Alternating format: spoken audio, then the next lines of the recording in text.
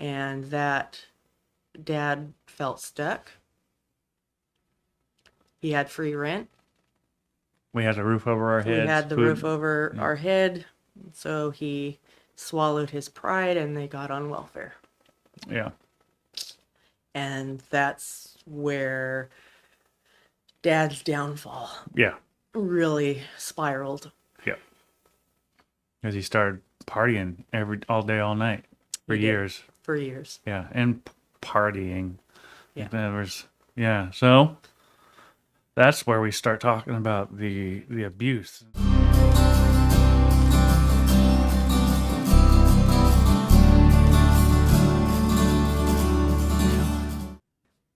Yeah, so she quit drinking, and who knows when. Yeah. Who knows when? And then I know Dad before Sunsweet at some point worked at a dairy. Yeah. And he was like getting $1 an hour or something crazy. And he said he had to work like 2 hours a day to supply her wine. Right. Right.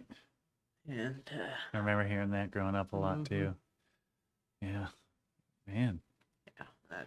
I got into drinking too, and I get it. So did you. Oh yeah. Yeah. Oh my God, yeah. Yeah. So you were born. That was fucking awesome. I remember being told, because I don't remember, but I was told that I was supposed to protect you while you were in the womb, and I was getting jealous. Do you know? Can you elaborate on that story? Yeah, you were getting jealous and everything, but Mom said that, it's like a special thing for you to be a big brother. You didn't know what sex I was going to be at the time, but you're going to be my protector and everything. And it was a big job for a big boy. Yeah. And just, she just elaborated on that. And Yeah. she would have you like feel like, oh yeah, so Yeah. you got to be a part of it as Right. much as you could. Instead of being ignored. No, Mom made that connection. for She me. did make that connection. And then she said it, boy, was that a mistake because she couldn't keep you out of the crib. Yeah. Yeah. Yeah. I do remember, vaguely remember playing with you in your crib. Yeah. Yep. And getting in trouble for that. But Yep. like sneaking in there in the dark though. Yep. Like, yeah. I do remember You that. took your job seriously. I did. I remember too, as you were like toddling around, like going dit or whatever. Oh my God. Yeah. Yeah. I had some, I was a late talker. I remember. And that's why I kind of wonder if I have a little autism myself. Yeah. Because that's a symptom. But when I did start talking, I would be like, I'd say dit, and then a pause, and then toy or dit, whatever. It's like that was the dit was me thinking about the word I was gonna say. Yeah. And like Dad's on that. Yeah. But yeah, he wanted me to talk, and then, boy, apparently when I started, he regretted it. I did. And she won't shut up now. That's the story I told when I was a kid anyways. Like, yeah, I couldn't wait for her to talk, and then she started talking and wouldn't shut up. She follows me around. She won't leave me alone now. I give up the secret fort location. Oh, man. Yeah. Oh, my God. Maybe we'll get to that part of the story. That was way more traumatizing than Mom drinking I'm not immediately. sorry. No, you shouldn't be. You were 5. I was. And Shannon was her friend. Yeah. Look where I am. Oh no. So okay, I guess we have to tell the story. So I had a friend. His name was Ivan. He lived across the street from us when we lived in Hoopa, and him and I cut out this fucking section inside a blackberry bush, and that was our fort. And then it was just our secret fort. And then you were. How did you talk me into letting you in there? Do you remember? I don't even remember. Somehow you did, and so we did, and almost immediately, as soon as you were in there, you're like, ooh, cool. And then like Shannon was walking down the lane, and immediately you're like, Shannon! Guess where Guess where I am? Yeah. And I was like, oh no. Then you had to let her in. Yeah. There's no longer a secret fort. That's so cute, though. And I think about it back. You were so pumped, though. Like I let you in on the. I was in the boys' club, man. You were. Oh my God. So, Um, yeah, that's funny. I won't I'll ever forget that. I was just so like, You were mad. I was pissed. You were mad. Yeah. Um, we got over it though. We did. I'm still holding a grudge, but 45 years later, but it's, I have no control over how you feel no, about that's it. yeah. No, it's actually it's a really cute story, dude. Um, so let's talk about Corning. So you were born in not in Corning, but No, I was born in Red Bluff mhm. because none of the hospitals in Corning would accept Medi-Cal, and Red Bluff was the closest hospital that did. Yeah, okay. That's why I was born there, not in Corning. Yeah, yeah. Mm. So what do we want to say about the Corning days? Well, I don't know much about the Corning days I don't because I either. was so little. Yeah. Um, I know, Dad worked at Sunsweet, and he was making a name for himself there. He was a good, Dad was always a good worker no matter where he Yeah. worked. Oh yeah, very dedicated. And Yeah. he was like providing for his family, and then Grandma and Grandpa Kerr bought the property in Hoopa Yeah. and wanted to start a welding business and wanted Dad, Mom, and all of us to move up there because they didn't want to not see their grandbabies and stuff, and it seemed like a good idea because they'd have a house with free rent, and the mill was running, so they'd have business. And so Dad quit his job at Sunsweet and moved us all to Hoopa. Yeah, dude. Um, you want to talk about what Hoopa is a little bit? It's a local Native American reservation. Yeah, it's the local Native American Indian reservation in uh, Humboldt County, Humboldt County, California. Yeah. eastern Humboldt. Hmm. And it's a very, very small community in a beautiful valley with a beautiful river and Mm. beautiful creeks. Yeah. And Couple of beautiful creeks, huh? a couple Yeah, of yeah. beautiful creeks. Yeah. There's Mill Creek, there's Supply Creek, Yeah. there's Hostler Hostler Creek, Creek. Yeah. and they all flow into the Trinity, and Mm. it's just beautiful. Gorgeous there, huh? It is gorgeous. So you found out later on in life, and I didn't know this, and this will probably tie into some of the because we're not native. No, we're not native. No, I think we would be accepted into the tribe in some capacity if there weren't like the tribal role thing. Yeah, Did someone tell you that? that's what I learned in a class, that there was different, you could be, if you were like, back in the day, if you were raised in the culture and everything, then you were pretty much, in the tribe. But because of the blood quantum to be a tribal member, and, They're always the measuring. regulations that Yeah. the government has put on the tribes to maintain their numbers and things, it just, Yeah, right. doesn't happen that No. way anymore. No, that kind of got squeezed out. But you found out from one of the laundromat owner that you worked for how we got the property. Maybe you can talk about that because I didn't know this until you told me about the Oh, the allotment act. Um, yes, you gotta love the government. Yeah, yeah, So way back in the day, when the tribe was formed on the reservation, given the reservation land, obviously there were less tribal members. It was much smaller. Um, and they were given this reservation, but like each family get it. each family get it. It did. Each family receives a certain amount of land to live on. They don't, own it, but they have the right to live on it. But over the years, the families grow, have children, have grandchildren, and so the amount of land given to each family doesn't support the family anymore because Doesn't allow them to expand. doesn't allow them Right. to expand. People have kids, believe it or not. People do have kids, and so and it's happened in a lot of different tribes, but the government sees this extra land that hasn't been allotted, and it gets deeded to the county, and then they were able to sell it to non-natives. Mhm. And that's how like non-natives were able to go into the reservation and actually own land On the res. on the res. And then didn't the logging company buy a lot of it? And the logging company bought a lot of it from the Yurocks in the Hoopas, and yeah, it's And then crazy. our family bought it from. Our family, I don't know who we bought it because it belonged to the our stretch of land was on this side of the valley. It was the Marshalls, Okay, yeah. and I don't know who sold Okay. it. Right. I'm not sure. That we'd have to like look at the into, deeds and yeah. stuff like that. But Hi, this is James. Thank you so much for watching and listening to this podcast. If you're watching on YouTube right now, do me a huge favor and give it a like and subscribe to the channel.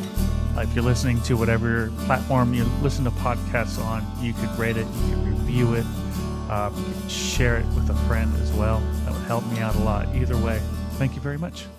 I do know that originally that whole area was Marshall land. Yeah. That's why it's Marshall. Marshalls Lane are the and last Marshall. name of the one of the main families on the reservation there, which isn't an indigenous name, right? Well, then we can go into the boarding schools and all Right, of that. right, And but that's a whole nother segment. Yeah, that's another podcast episode. We could talk about that. Our classmates' grandparents Yep. having their culture stripped from them. Yep. And their very names stripped from them. Yeah. So no wonder we don't like bullying, and no wonder we feel for marginalized people. Right. And we want to stand up for them. Right. So, so we started the family welding shop. We did. Yeah. And then And what happened? and then 6 months later, I know the answer. 6 months later, the mill closed down, and our grandfather was forced to shut down the shop because there was no business. Yeah. And that Dad felt stuck. He had free rent. We had a roof over our heads. We had the roof over our head, so he swallowed his pride, and they got on welfare. Yeah. And that's where Dad's downfall Yeah. really spiraled. Yeah.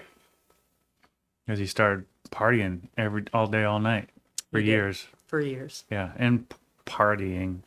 Yeah. So that's where we start talking about the abuse. And now let me kind of like, before we get to that part, just warning, it's going to get crazy. I think Dad had this like definition of what being a man was Yes, he did. that he taught me, and he helped me work through that too. Some of the best advice he gave me as an adult, actually, is when my wife started making more money than me, and I was like getting jealous of her and shit. He's like, I'm sorry I taught you that. Like, he's like, do Right. you want her to quit her job? I was like, no. And he's like, you got to accept it then. I was like, oh. He's like, are you in a partnership or are you in a competition? I was like, oh. Right? Oh, huh. Wise words from Yeah, the old man. yeah. Thank you. I still, I mean, to this day, I'm like, that was so helpful. He owned it, and then he gave me better information. Right. You know what I mean? That's what we're doing here, I think. Like, we're owning it as a family, Right. and then we're giving out better information, to our descendants, Right. Absolutely. But yeah, he got super depressed, and he probably had some undiagnosed mental illnesses going on too at the time. Oh, yeah. I'm pretty sure he did. Yeah. And because of the fact of what he went through as a kid himself. Yes. So he wasn't feeling, his whole identity was destroyed. It was destroyed whenever the shop.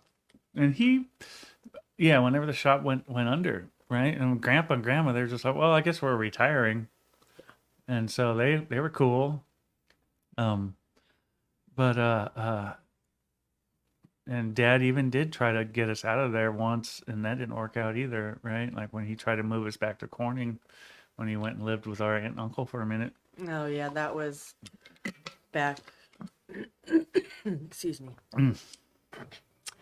That was when I was,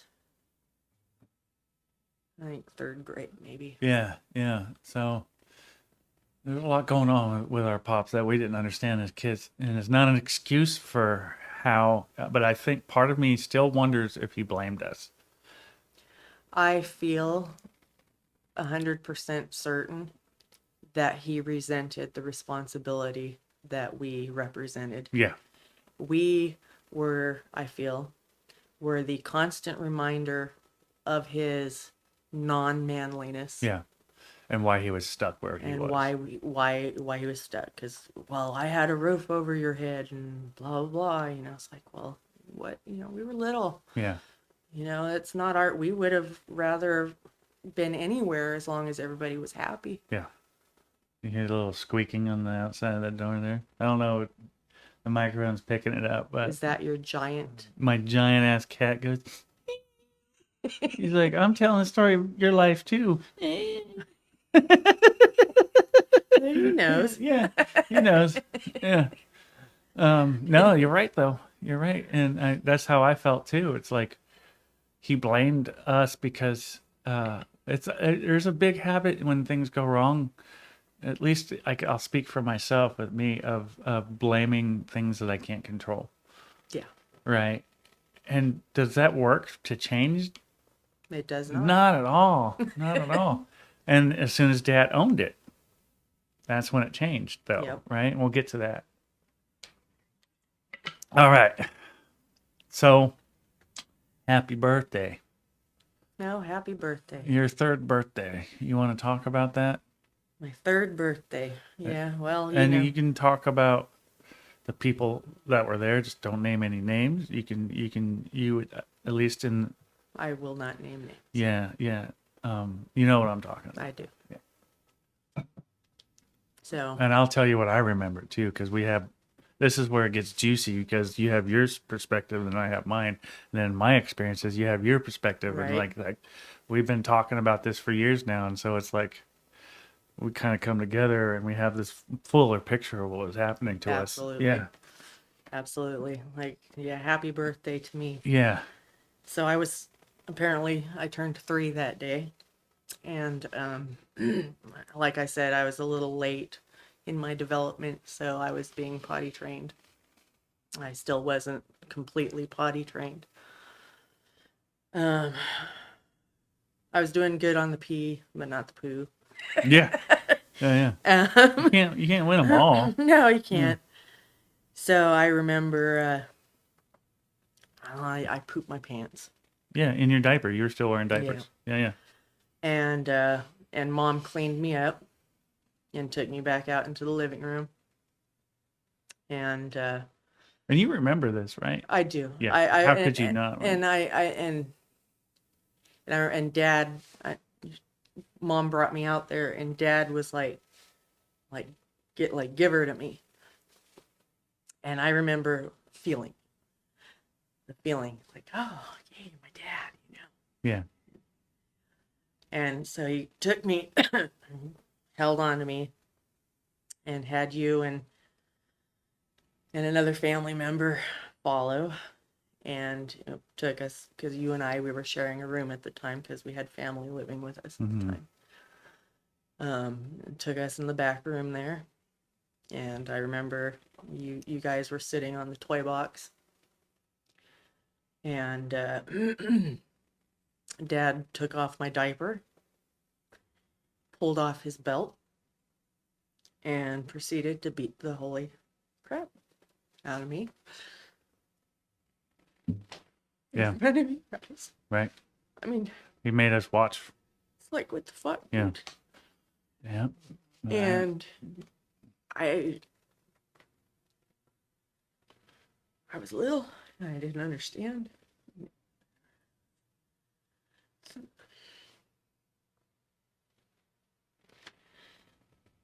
Later, I don't know how much later, and I remember pooping my pants at night, and I didn't know what to do with it.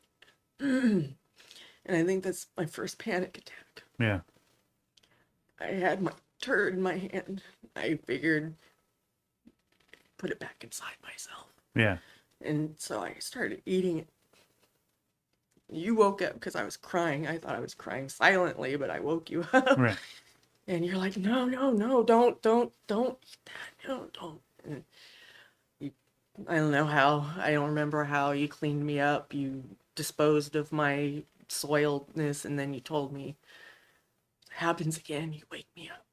Don't eat that. Yeah. You know, it's yucky, gross, you know. Yeah. Yeah. Yeah. I was, what, 5.5 at this point. Right. Right. Yeah. Yeah. I remember that. I remember well, thankfully, Mom told me I was, when you were in the womb, that I was gonna have to protect you. And She didn't didn't know how how. right she was. Yeah, right. But yeah. And Dad was drunk at the time, I don't know if he was drunk or high or if he, higher, or I mean, he had to, well, I mean, because we had family living with us too, so I don't know how partied out he was at that point, yeah, you know? Yeah. And yeah. I remember being walking into that room, following you guys with our other family member, and sitting there, and then watching it happen in the dark. Like, the room was dark. yeah, there was like one little lamp on. Yeah, yeah. And he just started beating the shit out of you for a long time. Not like a couple of swats with a belt. Like, it was like full on, like, wham, wham, beating my 3-year-old little sister. Just turned 3. Happy birthday.